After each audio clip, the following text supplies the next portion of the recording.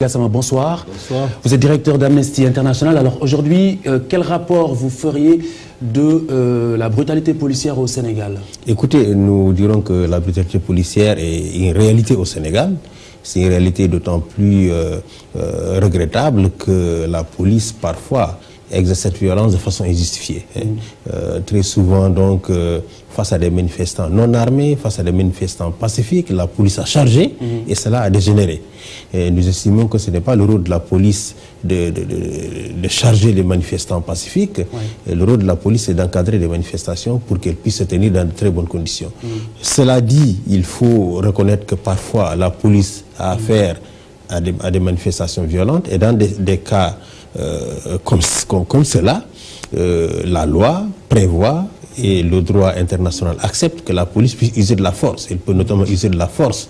Un agent de police peut user de la force pour se protéger, pour protéger des personnes ou simplement pour neutraliser un criminel. Mais une force absolument, mais cet usage de la force doit respecter les principes de proportionnalité, d'abord de nécessité absolue, mais aussi de proportionnalité. Malheureusement, dans la plupart des cas, comme l'a montré ce reportage, l'usage de la force a été absolument disproportionné et cela aboutit à ces blessés extrêmement graves et parfois à des morts d'hommes. Et c'est cela que nous condamnons et cela est tout à fait illégal. Et ces agents de police, dans un État démocratique où la justice fonctionne normalement, pourrait se retrouver en prison et l'État pourrait être amené à payer des compensations extrêmement lourdes aux victimes ou à leurs familles. Donc Seydi Gassama, directeur de Amnesty International, organisme de défense des droits de l'homme. Aujourd'hui, Seydi Gassama, quels moyens pour mettre fin à l'impunité constatée souvent suite à des bavures policières qui s'avèrent incontestables? Voilà, avant d'abord de revenir sur les moyens, je voudrais dire que la violence policière n'est pas simplement physique, elle est aussi parfois morale et psychologique. Regardez ce qui se passe à la digue. C'est une violence inouïe. On vous convoque à la digue, parfois vous y restez toute une journée, des policiers vont et viennent, on ne vous pose pas la plus petite question, on vous manque de respect. C'est peut-être une méthode aussi, une méthode de la police. Mais cela fait partie de la violence. Ce n'est pas une méthode d'enquête, c'est complètement illégal. C'est de la violence qui est exercée contre des personnes à qui on met là. On a vu dans le cas, par exemple, des enquêtes sur les chantiers de Thiès, une dame, comme la presse a rapporté, que des dames avaient été convoquées et qui sont tombées évanouies à la digue. Ce sont des formes de violence qui sont exercées à la digue, qui est devenue une police politique, n'est-ce pas, où les opposants, que ce soit des opposants, des syndicalistes, des journalistes ou des gens ou des leaders politiques sont convoqués et humiliés. On vous convoque le matin, on vous laisse 24 heures ou plusieurs heures là, assis, on vous dépasse, on ne vous pose aucune question, on vous manque de respect. Tout cela fait partie également de la violence policière. Et la digue est devenue aujourd'hui un nid de violence policière. Est-ce qu'on leur concéderait cet aspect psychologique qui compte dans Mais elle est absolument inacceptable. Vous savez que la torture, elle n'est pas seulement physique, elle est aussi psychologique.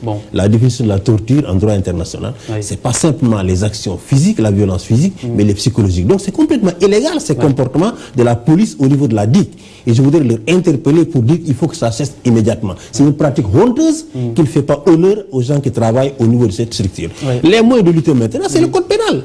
Ces violences sont illégales lorsqu'elles sont disproportionnées et ne sont pas nécessaires pour protéger la vie du policier ou la vie des tiers ou simplement pour neutraliser un criminel. Lorsqu'elle est disproportionnée, elle est illégale. Et le code pénal est tout à fait clair. Alors qui malheureusement, ne fait pas son travail dans ce mais la justice ne fait pas son travail. Parce que la justice repose souvent sur des enquêtes policières. On demande à des policiers d'enquêter sur d'autres policiers ou à des gendarmes d'enquêter sur d'autres gendarmes. N'est-ce pas? Ou en tout cas les deux corps qui sont absolument solidaires entre eux, de mener des enquêtes, ça n'aboutit absolument à rien. Donc, on fait tout pour se protéger et malheureusement la justice également est complice dans cette affaire. Parce que vous savez, il faudrait des enquêteurs carrément indépendants. Mais il faut des commissions d'enquête indépendantes, c'est cela que prévoit le droit international. Malheureusement dans ce pays, parce que l'État cherche à protéger coûte que coûte ces gens, n'est-ce pas, on demande à ce que des enquêtes judiciaires soient menées. Ces enquêtes judiciaires, en général, n'aboutissent absolument à rien. La seule enquête qui aboutit, c'est le cas de Kambele Kara. Et je dis que c'est scandaleux que la justice puisse condamner des flics qui ont malmené de façon cruelle ces journalistes à des peines avec sursis. C'est inacceptable. C'est complètement inacceptable. Et c'est cela qui encourage les gens, n'est-ce pas, dans ces pratiques qui finalement font que le citoyen n'a plus confiance à la police. Alors, Seydi Gassama, on évoque, oui, vous suivez? Oui, aujourd'hui, au Sénégal, les militaires, ils suscitent le respect et l'admiration. Les policiers et les gendarmes, ils suscitent le mépris et la peur. Et c'est dommage. Et regardez les défilés du 4 avril. Lorsque les policiers et les gendarmes passent, on les hue. Mais lorsque les militaires passent, on les applaudit. Donc je n'invente rien, c'est la réalité, c'est comme ça que l'opinion perçoit ses corps. Et il est temps qu'ils se rattrapent très rapidement. Bon, on évoque souvent le manque de formation pour expliquer ou justifier certaines dérives, mais jusqu'où peut-on ignorer aussi également l'instinct de survie de cet agent de police qui se sent dépassé par les événements, qui se sent en danger? Vous savez, la question de la formation, elle est réelle. Si les policiers qui sont dans les commissariats, nous sommes tout à fait certains qu'ils sont très bien formés, ils connaissent les droits de l'homme, même s'ils font du n'importe quoi. Ils torturent, ils maltraitent les gens qui sont arrêtés, qui sont détenus dans des violences. Ils le font en violation totale de la loi et en connaissance de cause. Parce qu'ils ont l'impunité. Mais quand vous prenez les cours des GMI, c'est des gens qui n'ont aucune formation en droits de l'homme. Et pire, les GMI qui constituent la police anti-émeute, aujourd'hui est composé de beaucoup d'auxiliaires. Rappelez-vous, le jeune auxiliaire à qui on a imputé le meurtre de Balagaï était un auxiliaire. Le jeune Fodendia qui est mort à Coleman, c'est un auxiliaire. Les auxiliaires, c'est les appelés du contingent qui font 3 mois à Dakar Bango, qui auraient dû aller à la marine, au commando ou à l'armée de l'air et qu'on amène pour faire le travail de maintien de l'ordre, qui est un métier qu'on doit apprendre, à l'école de police. C'est un métier. Et ces auxiliaires ne sont pas préparés à le faire. Alors, et souvent, ils commettent des bévues ou alors ils commettent des erreurs qui font qu'ils mettent leur propre vie en danger. Alors, la suite et la fin de ma question, c'est jusqu'où est-ce qu'on peut ignorer cet instinct de survie de l'agent qui se sent menacé, qui se sent en danger? Écoutez, j'ai dit au début qu'il est tout à fait légitime pour le policier d'exercer la violence pour se protéger, n'est-ce pas? Pour protéger la vie des personnes ou pour maîtriser un criminel dangereux qui, s'il le laisse échapper, pourrait nuire à la société. Mais cette violence doit être, encore une fois, nécessaire et elle doit être proportionnelle.